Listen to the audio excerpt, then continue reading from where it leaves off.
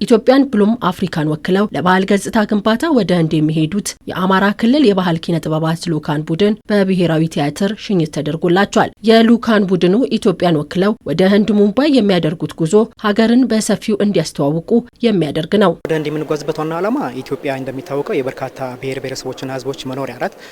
ከህዝቦቿን ብቻ ባሻገር በርካታ ኪነ ጥበብ ስራዎች የሚተዋወቁበት ለመላው ዓለም የሚዳረሱበት ስራዎችን ይዘን ነው የምንሄደው። በሙዚቃም ብቻ ሳይሆን በቲያትር መልክ የተቀናጁ ስራዎችን ይዘን ለመላው ዓለም የሚያስተዋውቅ በተለይ ህንድ ላሉ ማህበረሰቦች ኢትዮጵያ ምን ትመስላለች የሚለውን በወጥነት በአንድ ዓላማ ገጽታውን የሚገነባ ስራዎችን እሱን ለማስተዋወቅ ነው ዓላማ ይዘን የምንጓዘው። የህንድ ህዝብ ብቻ አይደለም የሚያየው ዓለም አቀፍ ፌስቲቫል ስለሆነ ከተለያዩ ዓለም ሀገራት የመጡ የኪነ ጥበብ ባለሙያዎች ነው ያሉ። ኪነ ጥበብ ብዙ ነው ዘርፉ፣ በስዕል አለው፣ በጋዜጣ አለው፣ ትወና አለው። እንግዲህ ከዛ ያሉ ተሳታፊዎች ኢትዮጵያ ማናት የሚለውን ባገኙት አጋጣሚ በመጽሔትም በጋዜጣም በዜናም ይሁን ኢትዮጵያ ማናት የሚለውን ይሰራሉ። ትልቅ የሀገር ገጽታ ግንባታ ሰርተን እንመለሳለን ማለት ነው። ይህን አስበን የተዘጋጀ ነው። ከጎንደር ፋሲለደስና ከቀድሞ የሙሉ ዓለም የባህል ማዕከል የተውጣጡ 25 አባላት ናቸው በጉዞ የሚሳተፉት። ዘመኑ ሀገራት በባህል በጥበብ ያላቸውን ትውፊት የሚያስተዋውቁበት እንደሆነ ያነሱት የባህልና ስፖርት ሚኒስትር ዴኤታ ነብዩ ባዬ ይህም ለኢትዮጵያ እድል መሆኑን ጠቁመዋል። አሁን ያለንበት ዘመን በተለይ በባህል በጥበብ ሀገራት ገር ኃይላቸውን የሚተያዩበት ዘመን ነው።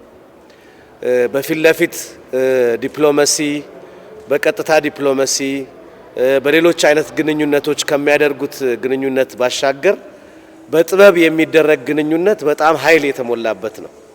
ይሄ ኃይል ደግሞ ምናባዊ ኃይል ነው፣ ስሜታዊ ኃይል ነው፣ የፍቅር ኃይል ነው፣ የሚያቀራርብ ኃይል ነው።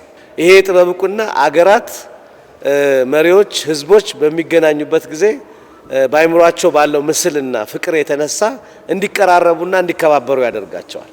እኛም ሀገራችን ኢትዮጵያ በጣም ረጅም ታሪክ ያላት በጣም ብዙ ህዝብና ባህል ማንነት የህብረ ብሔራዊ መልክ ያላት ድንቅ ሀገር ናት።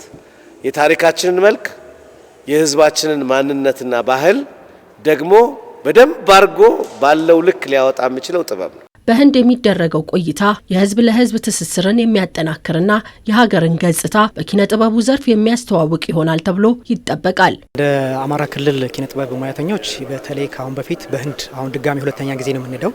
ካሁን በፊት በህንድ በተለያዩ ከተሞች በቻይና፣ በሩሲያ፣ በቱርክ የሀገራችን በተለይ ኢትዮጵያ ነው አማራ ክልልን ብቻ ሳይሆን ኢትዮጵያን የሚገልጹ ባህሎችን በስፋት በማስተዋወቅ ሰፊ ስራዎችን ሰርተን ተመልሰናል። ዛሬም እንግዲህ ከአማራ ክልል ዝክረ ኪነ ጥበባትና ታሪክ ማዕከል እንዲሁም ከጎንደር ባህል ቡድን የተውጣጡ 25 አባላት ያሉት ቡድኖች ነው ወደ ህንድ ጉዞ የሚያደርጉት። በዛም ቆይታ እንግዲህ የኢትዮጵያ ባህል ኪነ ጥበብ በስፋት ለማስተዋወቅ ፕሮግራም ይዘን የሚሄድ ነው። ለሁለተኛ ጊዜ ነው የምንሄደው። የዛሬ 2 ዓመትም እንደዚሁ ዓለም አቀፍ ፌስቲቫል ላይ ሄደናል። ያሁኑም እንደዚሁ ዓለም አቀፍ ፌስቲቫል ነው። ስንሄድ ግን ያው አማራ ክልልን ምናምን ወክለን አይደለም መላ ኢትዮጵያን ወክለን ነው የምንሄደው። ከመላ ኢትዮጵያም ደግሞ አልፈን አፍሪካን ወክለን ሄደናል የዛሬ 2 ዓመት ማለት ነውና አሁንም ይሄ ሂደት እንግዲህ ያው በነበረን ቅንጅታዊ አሰራር ጠንካራ ስራዎችን ሰራ ስለነበረ ያው እዛ ፌስቲቫል ላይ እንድንሳተፍ እድሉ ተሆናል። እድሉንም ለማሳካት እንግዲህ ያው ብዙ ትግል ተደርጓል። አቅም አለው።